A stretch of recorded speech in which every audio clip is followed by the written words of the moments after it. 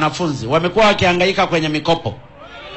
Wanachuo ni mambo mengine ya kushangaa tu.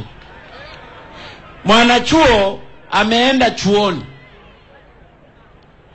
anatakiwa kupewa mkopo, na kitu chenyewe kinaitwa mkopo.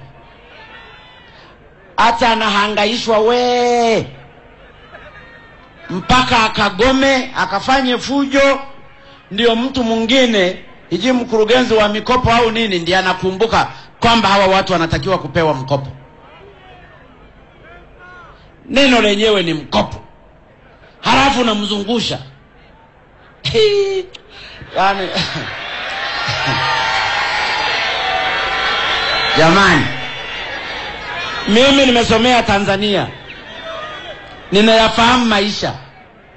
Kuchunga nimechunga, kuuza afuru nimeuza, kulima nimelima, maziwa nimeyauza. Ninaufahamu Tanzania. Huwezi ukamtoa mwanafunzi kaliua, ameenda chuo kikuu cha Dar es Salaam, awe binti au mvulana, afike pale ameshinda, amepata first class au second class, afike pale chuoni halafu hela zake hujamuingizia, wakati bodi mmeshamteua kwamba anaenda kusoma chuo kikuu. Maana yake hakuna coordination. Kama umemteua kwenda kusoma chuo kikuu, hukujua kwamba anatakiwa kupata mkopo?